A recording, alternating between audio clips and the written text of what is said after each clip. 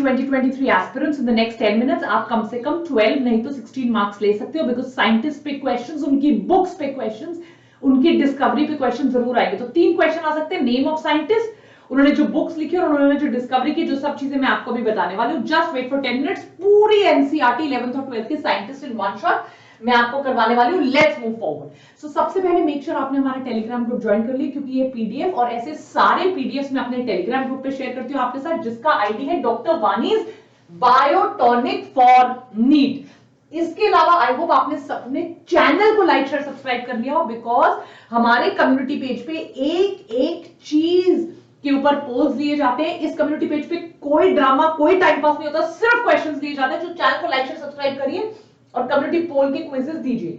YT Biotonic code लगाइए। Description box पे test series है जिसमें आपको 25 टेस्ट दिए गए हैं और क्रैश कोर्स है। सो क्रैश कोर्स के लिए और आपके टेस्ट के लिए, अगर आपने नहीं पढ़ा है, क्रैश कोर्स नया 10 अप्रैल से स्टार्ट हो रहा है। प्लीज इसको बिल्कुल भी मिस मत कीजिएगा। चलिए, हमारी ऑब्वियसली 1000 क्वेश्चन सीरीज वाली क्रैश कोर्स भी चल रहा है, टेस्ट सीरीज चल रही है ऑन वेदांतु बायोटॉनिक।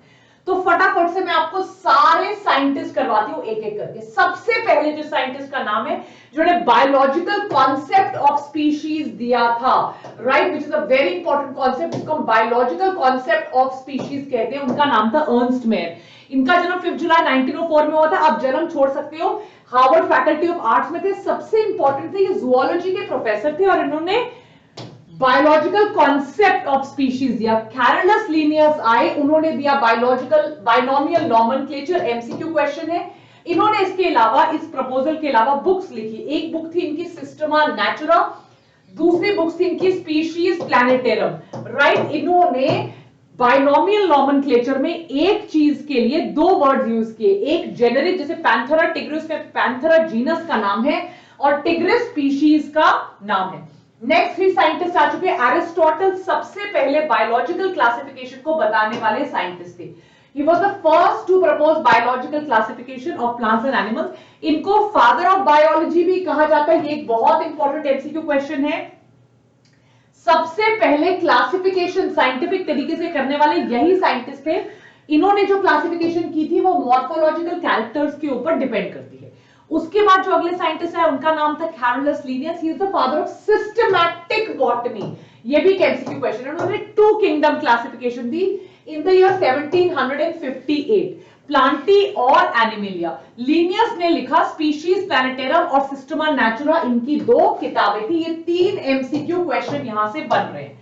अर्नेस्ट हैक्केल आए, जिन्होंने 3 किंगडम क्लासिफिकेशन के बारे में बताया। प्रोटिस्टा ऐड किया प्लांटी और एनिमेलिया में।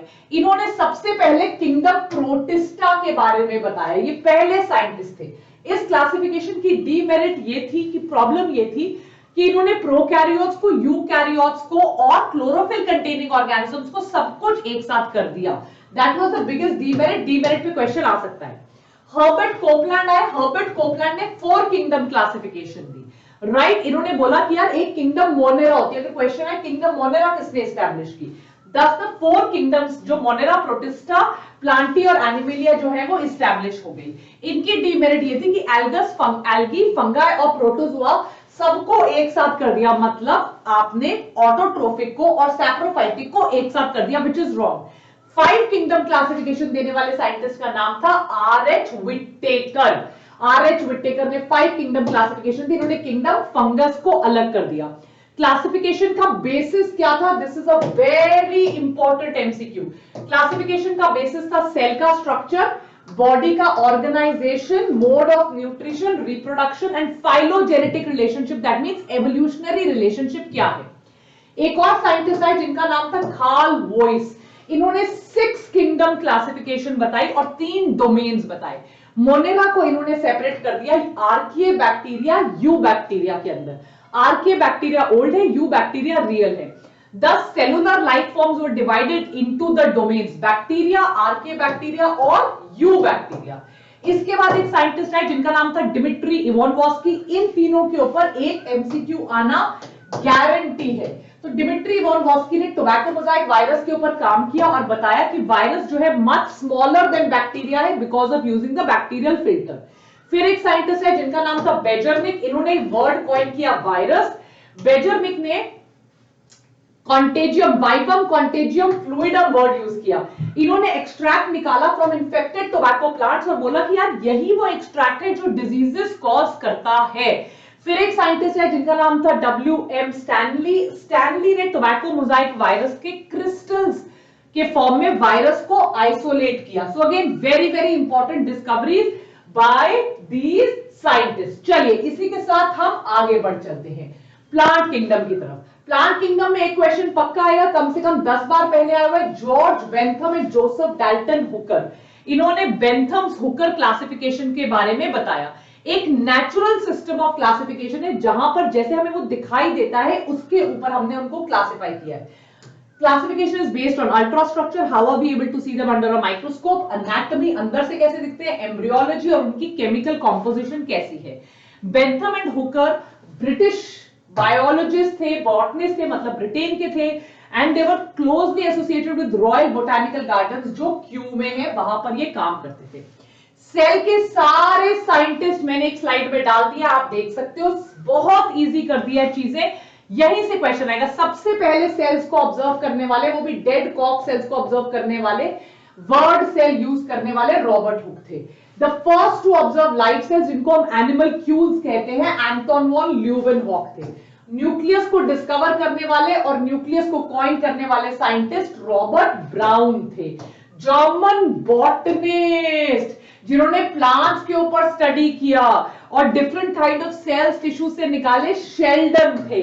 जूलॉजिस्ट जिन्होंने एनिमल सेल्स को स्टडी किया, right, and concluded that plants and animal cells plants and animals are made up of cells. इन्होंने ये भी बोला कि प्लांट्स के पास सेल वॉल होती है, उनका नाम थियोडर श्वॉन था, जिन्होंने सबसे पहले बोला कि cells come from pre existing cells, ओमनिस सेलुलाइज सेलुला, इनका नाम रुडोल्फ वर्को था।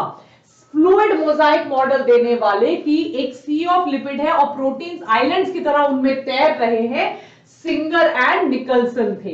राइबोसोम्स को डिस्कवर करने वाले under the electron microscope George Palade थे, इसलिए राइबोसोम्स को हम पैलेडे पार्टिकल्स भी कहते हैं।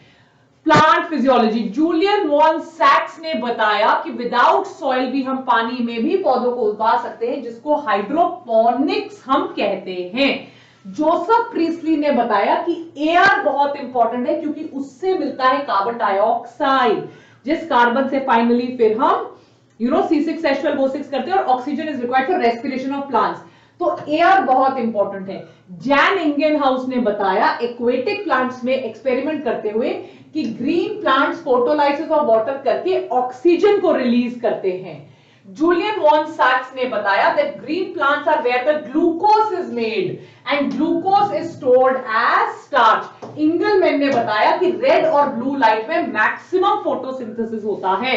ये एक्सपेरिमेंट उन्होंने क्लैडोफोरा पे किया।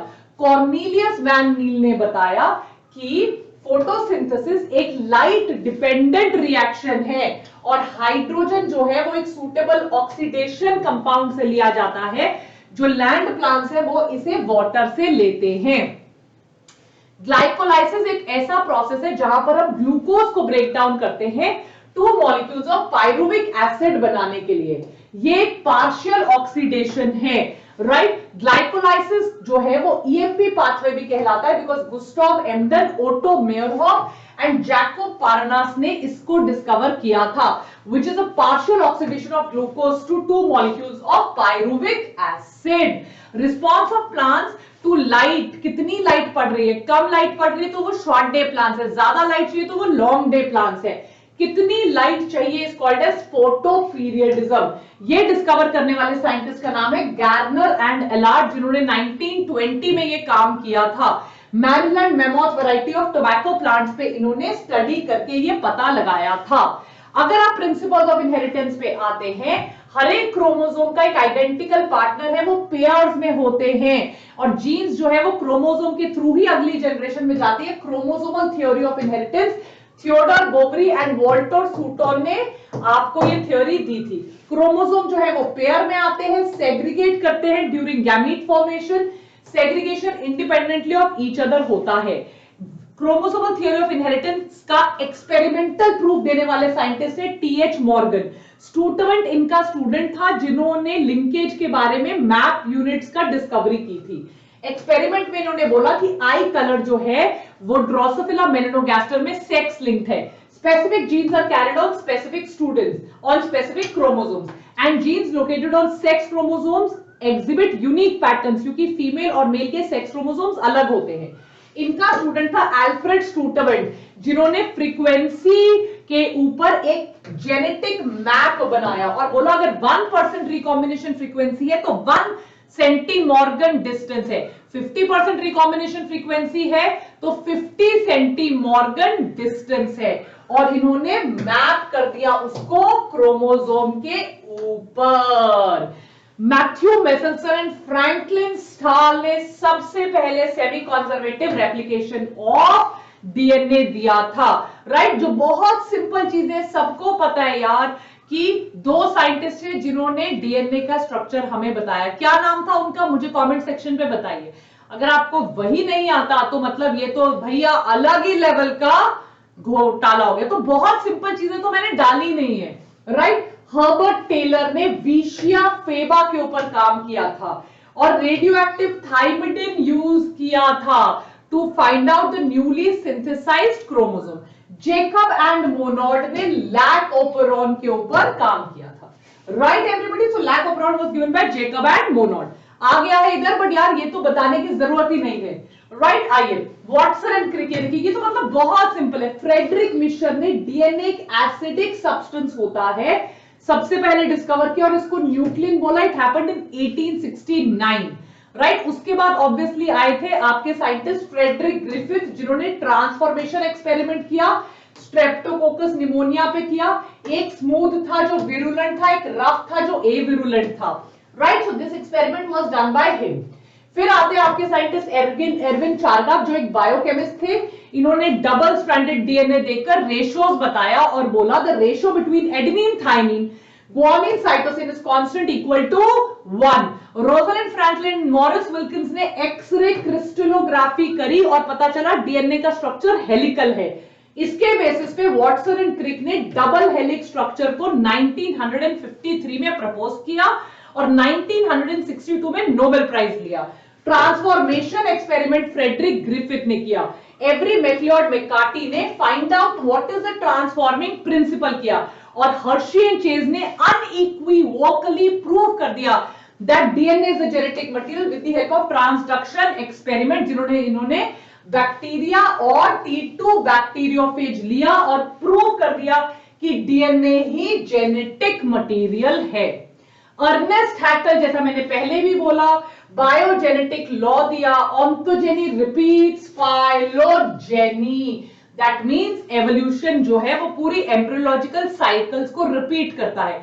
एनिमल एम्ब्रियो की जो साइकिल्स होती है they are same as other animal adult stages.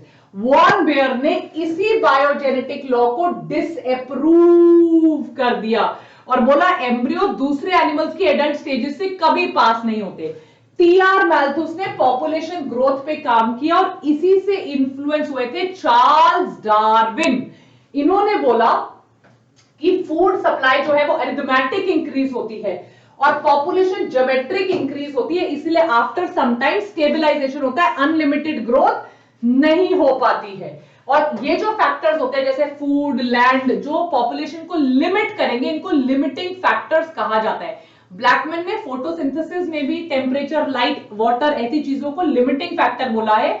ब्लैकमैन्स law of limiting factor भी है कि जब भी मल्टी फैक्टोरियल कोई चीज होती है, जो सबसे कम मात्रा में फैक्टर होता है वो लिमिट कर देगा। Hardy Weinberg principle, as you know, जो है आपका p square plus q square plus 2pq is equal to 1, वो दिया गया था हार्डी एंड विनबर्ग से। इनका नाम है Godfrey Harold Hardy and Wilhelm Weinberg, आपको नाम याद होने चाहिए। लुई पास्चर ने बायोजेनेसिस के बारे में बताया और डिसअप्रूव कर दिया ए बायोजेनेसिस और spontaneous generation. Oparin and Haldane ने बताया कि कैसे organic molecules like fatty acid, nucleotide and amino acid emerge from the material which is like carbon dioxide, methane, right. तो इन्होंने बोला that organic molecules on earth, yes, the inorganic molecule से बना है, न्यूक्लियोटाइड से आरएनए डीएनए बना है। So origin of life of theory इन्होंने सबसे पहले बताया केमिकल ओरिजिन ऑफ लाइफ। इसको एक्सपेरिमेंट को प्रूव करने के लिए यूरे एंड मिलर ने एक्सपेरिमेंट किया, प्रीबायोटिक एटमॉस्फेयर वाला एक्सपेरिमेंट किया। Lamarckism which is the evolution of inheritance of acquired characters, giraffe का गला लंबा हो गया, acquired characters, this is Jean Baptiste D Lamarck, giraffe वाला एक्सपेरिमेंट। पर इसके अगेंस्ट ये था कि सांप जो है उनके पास तो लेग नहीं है पर फिर भी वेस्टिजियल ऑर्गन्स क्यों हैं, एंड इसको डिसअप्रूव किया दैट व्हाटएवर वी इनहेरिट हम उसको पास नहीं कर सकते, we can only pass the things which are present in the genes. Darwin was born in Shrewsbury England. इन्होंने थ्योरी ऑफ नेचुरल सिलेक्शन की कि नेचर हमेशा उसको चूज करेगा जो बेटर अडेप्टेड है अपने इन्वायरमेंट के लिए, सर्वाइव करने के लिए। अल्फ्रेड रुसेल वॉलेस जो है, डार्विन जैसे मलय आर्किपेलागो में अल्फ्रेड रुसेल वॉलेस गए थे, जस्ट लाइक गैलापागोस आइलैंड में across the world HMS Beagle पे चार्ल्स डार्विन गए थे। तो रुसेल ने मलेशिया इंडोनेशिया वाली स्टडी, जिसको मलय आर्किपेलागो कहते हैं, वहां पर स्टडी की and results were very similar to Darwin. The theory of mutation was given by Hugo de Vries. इन्होंने बोला कि सडन म्यूटेशन होती है जिसको सैल्टेशन कहते हैं, सडन एक जनरेशन से दूसरी जनरेशन चेंज होगा। एंकन शीप और पोल्ड कैटल एनसीईआरटी का है कि सिंगल लार्ज स्टेप म्यूटेशन होगी। Ancon sheep short leg variety of sheep, और वो ऐसी कैटल जिनके सींग नहीं है, बट म्यूटेशन हमेशा नहीं हो सकती है क्योंकि म्यूटेशन बैकवर्ड जाती है, म्यूटेशन लीथल होती है और म्यूटेशन फॉरवर्ड नहीं जाती है, राइट एवरीबॉडी। तो डार्विन की थियोरी कहती है कि माइनर वेरिएशन होते हैं, ये कहती है मैक्सिमम एक बार में सडन वेरिएशन हो जाएंगे। डार्विन थ्योरी कहती है वेरिएशन स्मॉल और डायरेक्शनल होते हैं, ये कहते हैं रैंडम होते हैं, आगे पीछे जा सकते हैं, it can even cause behind. ये कहती है evolution is gradual. Hugo de Vries कहता है सडन एवोल्यूशन है, ऐसा नहीं होता है, that is why this theory is disapproved. William Harvey एक इंग्लिश फिजिशियन था जिन्होंने ब्लड सर्कुलेटरी सिस्टम को डिस्कवर किया in female horse called mayor, right. Antibiotics like penicillin and tetracycline, chloramphenicol, ये सब डिजीज कॉजिंग ऑर्गेनिजम्स को मारते हैं। सबसे पहले एंटीबायोटिक डिस्कवर करने वाले साइंटिस्ट का नाम था अलेक्जेंडर फ्लेमिंग। इन्होंने डिस्कवर की थी पेनिसिलिन नोटेटम। इनकी हेल्प करी थी दो और साइंटिस्ट ने जिनका नाम था Ernst Boyer and sir Howard Walter Florey, इसलिए तीनों को नोबेल प्राइज मिला गया। बहुत बहुत इंपॉर्टेंट है तीनों का नाम। It cures a lot of diseases like syphilis, pneumonia, diphtheria, right? Biotechnology. Cohen and Boyer were the first to demonstrate that recombinant DNA technology 1972. इन्होंने दो डिफरेंट ऑर्गेनिजम्स के डीएनए को कंबाइन किया। Kary Mullis is the father of polymerase chain reaction, जो इन्होंने 1985 में discover किया, जिसमें एक डीएनए की मिलियंस ऑफ कॉपीज बन सकती है। प्लास्मिड ऑफ बॉलिवर एंड रॉड्रिक्स जो पहले साइंटिस्ट थे जिन्होंने PBR 322 क्लोनिंग वेक्टर को इन्होंने सबसे पहले आर्टिफिशियली कंस्ट्रक्ट किया। गॉस ने competitive exclusion theory the that दो क्लोजली रिलेटेड स्पीशीज अगर सेम रिसोर्स के लिए कर रही हैं तो वो इनडेफिनेटली नहीं सर्वाइव कर सकती, एक स्पीशीज को तो वहां से एक्सक्लूड होना ही पड़ेगा। और इसी के साथ पार्ट 1 ऑफ द साइंटिस्ट खत्म होता है। ढूंढ के बारे में हम आपके लिए और बहुत सारे साइंटिस्ट लेकर आएंगी। Till then take care, please crash course ले लीजिए, 10 से नया बैच शुरू हो रहा है। Don't forget to like share and subscribe our channel, go to Telegram and go to the community page to answer the questions.